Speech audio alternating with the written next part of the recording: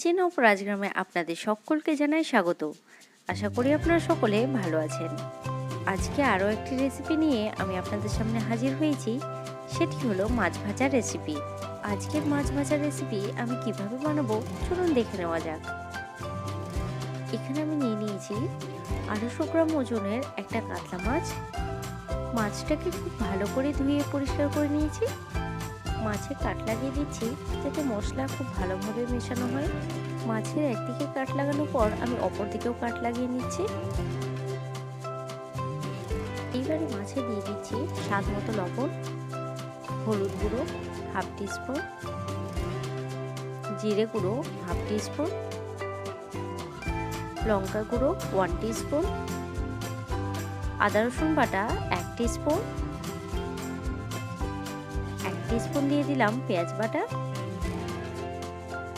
Tomato বাটা দিয়ে দিলাম 1 teaspoon, দিয়ে দিচ্ছি সর্ষের তেল 1 চামচ, অল্প ধনেপাতা কুচি ছড়িয়ে দিলাম।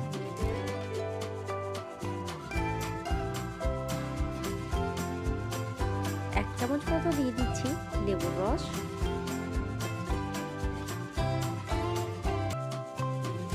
এইবারে মাছের মশলা খুব ভালোভাবে মাখিয়ে নিচ্ছি।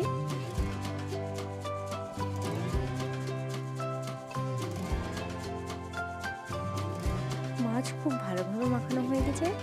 এইবারে ভেজে নেব। এখানে সর্ষের তেল দিয়ে দিয়েছি 2 টেবিল স্পুন।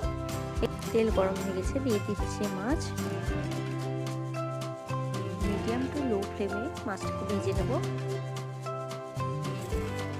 আজকের রেসিপি মাছ ভাজা আপনাদের ভালো লেগে থাকে অবশ্যই লাইক শেয়ার কমেন্ট করতে ভুলবেন না। এবং আপনি যদি আমার চ্যানেলটিতে নতুন হয়ে থাকেন তো এখনই সাবস্ক্রাইব করুন, পাশে দেওয়া বেল আইকনটিতে ক্লিক করে অলে ক্লিক করুন যাতে আমার নতুন ভিডিও সব থেকে আগে পৌঁছে যায় আপনার কাছে। মাছটাকে উল্টে দিচ্ছি।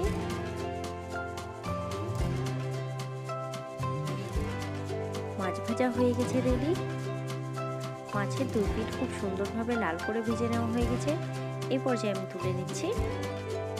আশা করি আজকের রেসিপি আপনাদের ভালো লেগেছে। ভিডিওটি দেখার জন্য অসংখ্য ধন্যবাদ।